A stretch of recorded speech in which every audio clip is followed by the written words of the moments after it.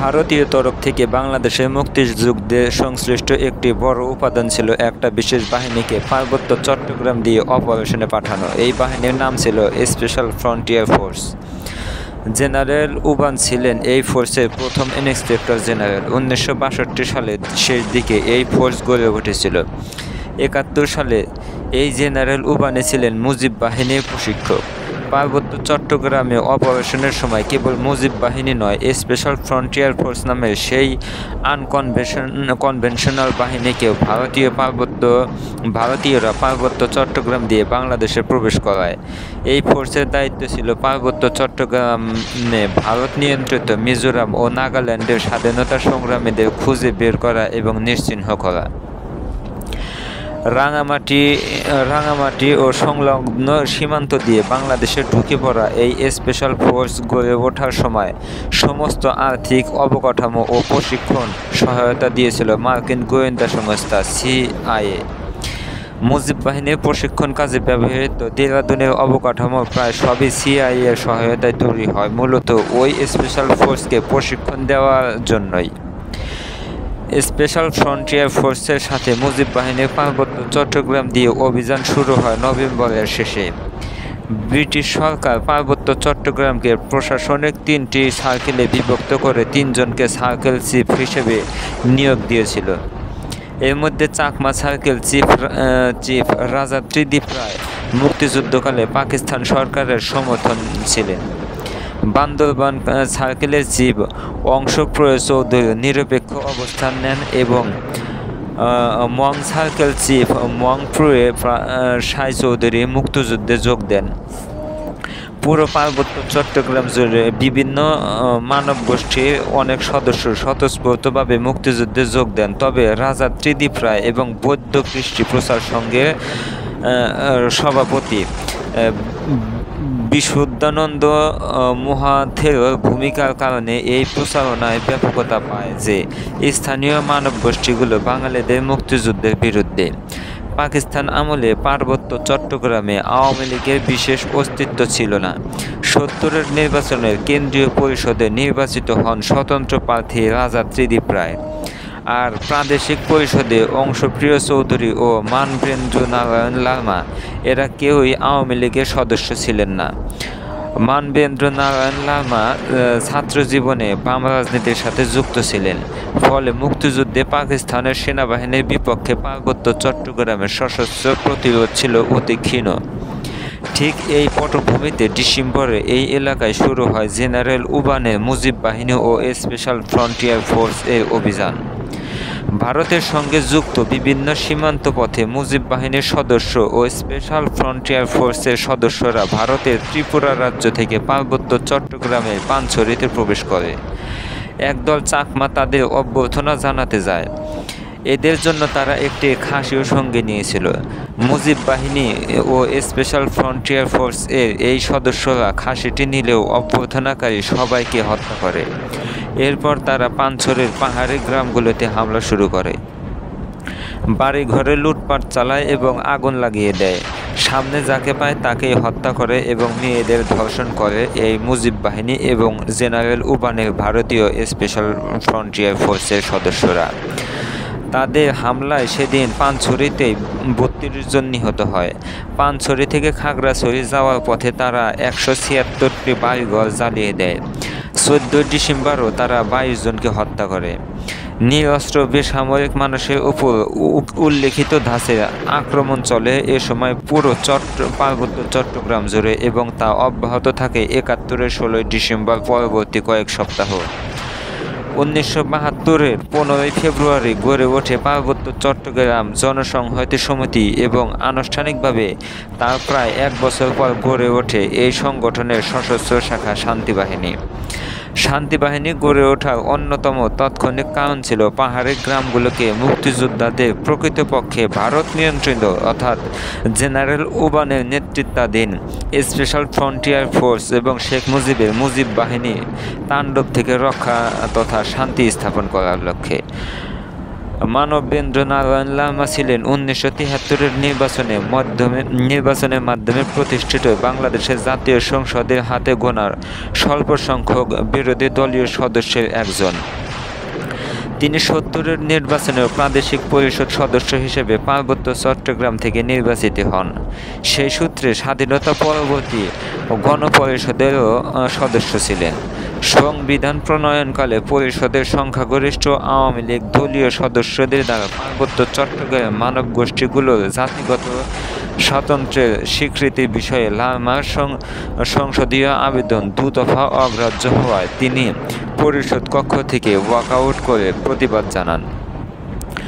ভারতের special frontier force এবং general উবানের প্রশিক্ষিত মুজিব বাহিনীর দ্বারা পার্বত্য চট্টগ্রামে পাহাড়ি জনগোষ্ঠীগুলোর নিগ্রহ এবং তার কয়েক মাসের মধ্যে জাতীয় সংসদে তাদের জাতিগত পরিচয়ের বিষয়টি অগ্রাহ্য হওয়ার অভিজ্ঞতা নিয়েই মানবেন্দ্র লামা ও বীরেন্দ্র কিশোর রোয়াজা এর নেতৃত্বে পার্বত্য চট্টগ্রামে কার্যক্রম শুরু হয় পার্বত্য চট্টগ্রাম জনসংহতি সমিতি।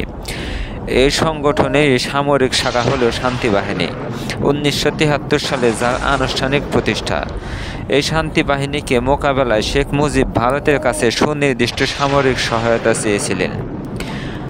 বাংলাদেশ থেকে ভারতীয় সামরিক বাহিনী চলে যাওয়ার সময় তাদের সেনাবাহিনীর একটি ব্রিগেড রেখে দেওয়া হয়েছিল কক্সবাজার এবং এই ব্রিগেড 1972 সালের জুলাই পর্যন্ত পার্বত্য চট্টগ্রামে অপারেশন চালিয়ে তবেই দেশে প্রত্যাবর্তন করে।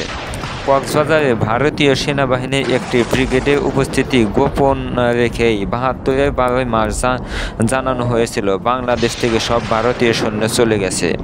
কিন্তু কিছুদিন পর মার্চের শেষে এই বিষয়টি গণমাধ্যমে নিয়ে আসেন তরুণ এক মার্কিন সাংবাদিক।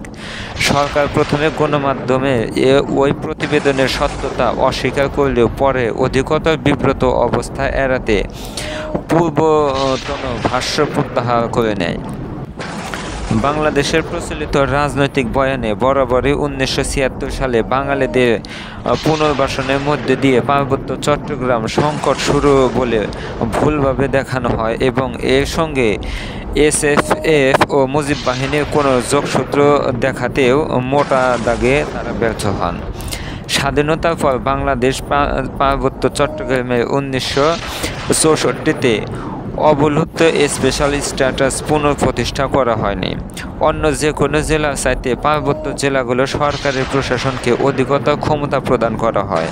এর ফলে প্রশাসন এবং পার্বত্য জনসাধারণের মধ্যে পারস্পরিক অবিশ্বাস তৈরি হওয়ার অবকাশ সৃষ্টি হয়েছিল। 1975-এর জুন মাসে বাকশাল সরকারের প্রেসিডেন্ট স্বৈরাচার শেখ মুজিব রাঙামাটিতে আসেন। হাজার হাজার পার্বত্য আদিবাসীকে শেখ মুজিব জনসভায় আনা হয় দূর দূরান্ত থেকে। সেই জনসভায় শেখ মুজিব সবাইকে বাঙালি হয়ে গিয়ে মূল ধারায় যুক্ত হওয়ার আহ্বান জানান। এই সময় পাহাড়ি জনগণ সভাস্থল ত্যাগ করতে শুরু করে। এটা পরিষ্কারভাবে বুঝতে পারা যাচ্ছিল যে কেউই শেখ মুজিবের বাঙালি হয়ে যাবার আহ্বান ভালোবাসেননি বা ভালোভাবে নেয়নি। শেখ মুজিব পাহাড়িদের এই বলেও সতর্ক করে দেন, যদি তারা শান্তি বাহিনীর প্রতিরোধ আন্দোলনে যুক্ত হয় বা সমর্থন করে তবে সবাইকে ভয়ঙ্কর পরিণতি ভোগ করতে হবে। এই ভয়ঙ্কর পরিণতির মধ্যে ছিল সেনাবাহিনী পাঠানো এবং পাহাড়িদের ভিটেমাটি থেকে উচ্ছেদ করে সেখানে বাংলা ভাষীদের অভিবাসিত করা। এরপর থেকে সারা পার্বত্য চট্টগ্রামে সেনা পাঠানো শুরু হলো। দীঘিনালা, রুমা এবং আলীকদমে সেনানিবাস গড়ে তোলা হলো এবং ঘাগড়াতে একটি আনসার ব্যাটালিয়ন নিয়োগ দেওয়া হলো। শেখ মুজিবের আমলে পাহাড়ে ব্যাপক নিপীড়ন ও গ্রেপ্তার এবং বেপরোয়া খুন ও ধর্ষণ হলো। এগুলো মুজিব বাহিনী দ্বারাই ধর্ষণ হয়েছে বেশি। গ্রামকে গ্রাম জ্বালিয়ে দেওয়া হলো। পরবর্তীকালে এই নিপীড়ন বহুগুণে বৃদ্ধি পেয়েছিল। 1974 সালের প্রথম দিকে প্রথম সেনাবাহিনীর একটি ব্যাটালিয়ন পার্বত্য চট্টগ্রামে পাঠানো হয় এবং পার্বত্য চট্টগ্রামে বিভিন্ন স্থানে সেনা সদস্যদের স্থায়ীভাবে রাখার সিদ্ধান্ত নেয় সরকার। এতে স্থানীয় সার্কেল চিফ বা রাজারা সম্মত না হলেও শেষ পর্যন্ত 3টি ফ্রি স্টেশন ক্যান্টনমেন্ট নির্মাণের ক্ষেত্রে অসম্মতি জানালেন না। সরকার সিদ্ধান্ত নেয় খাগড়াছড়ি দীঘিনালা একটি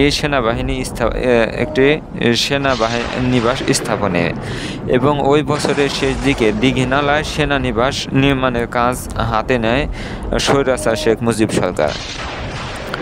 পার্বত্য চট্টগ্রামে সেনা মোতায়েন পর ভারতীয় সেনাবাহিনী দেয়া দুটি মধ্যে একটি হেলিকপ্টার দিয়ে পার্বত্য চট্টগ্রামে তল্লাশি চালানো হতো।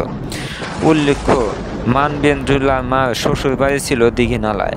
চাকমা রাজা ত্রিদিব রায় সহ পাহাড়ি জনগোষ্ঠীর একটি অংশ স্বাধীনতা যুদ্ধে পাকিস্তানি বাহিনীকে সমর্থন ও সহযোগিতা করলেও সংখ্যাগরিষ্ঠ পাহাড়ি জনগোষ্ঠী নিরপেক্ষ ভূমিকা পালন করে গিয়েছিল যুদ্ধের পুরো সময়কালে। পাহাড়ি জনগণের বৃহদাংশ তাদের নির্লিপ্ত ও নিরপেক্ষ অবস্থান ধরে রেখেছিল। এদেরই ছোট একটি অংশ মুক্তিযুদ্ধে সরাসরি অংশগ্রহণ করেছিল। কিন্তু যুদ্ধের শেষ ভাগ থেকে শুরু করে সদ্য স্বাধীন দেশে মুক্তিযোদ্ধা ও অন্য অস্ত্রধারী পাহাড়ি জনগোষ্ঠীর উপর হামলা শুরু করে, যেমন রক্ষী বাহিনী, শেখ মুজিবের বাহিনী, মুজিব বাহিনী এবং ভারতীয় বাহিনী স্পেশাল ফ্রন্টিয়ার ফোর্স। তাদের গ্রামের পর গ্রাম তছনছ ও লুটতরাজ করল। তারা পাহাড়ি জনগোষ্ঠীর জীবনযাত্রা তছনছ করে দিল যুদ্ধ জয়ের পুরো ডিসেম্বর মাস জুড়ে। কিন্তু পার্বত্য চট্টগ্রামে আসল সন্ত্রাস ও সন্ত্রাসী তৎপরতা প্রথম শুরু করল সদ্য স্বাধীন দেশের নতুন সরকার, জাতীয় রক্ষী বাহিনী। এই রক্ষী বাহিনী পার্বত্য চট্টগ্রামে সন্ত্রাসী কার্যক্রম শুরু করেছিল। সেখানে নামানো হইল রক্ষী বাহিনী এবং তারা পাক বাহিনীর সহযোগীদের খুঁজে বের করা ও তাদের লুকানো অস্ত্র গোলাগুলি উদ্ধারের নামে অত্যাচার, নির্যাতন আর ধ্বংস লুটতরাজের এক শেষ করে ছাড়ল। পার্বত্য চট্টগ্রামের আদিবাসী চাকমা মারমাদের মেয়েদের এই রক্ষী বাহিনীরা তুলে নিয়ে ধর্ষণ করল। এটা ঠিক যে যুদ্ধের শেষ দিকে পাকিস্তানি বাহিনী পাহাড়ি জনগোষ্ঠী থেকে রাজাকার ও মুজাহিদ বাহিনীতে সদস্য সংগ্রহ করেছিল, কিন্তু রক্ষী বাহিনীর এসব অপারেশনে শত শত নিরপরাধ ও নিরীহ পাহাড়ি নারী, পুরুষ, শিশু নির্মম নিপীড়ন, নির্যাতনের শিকার হয়।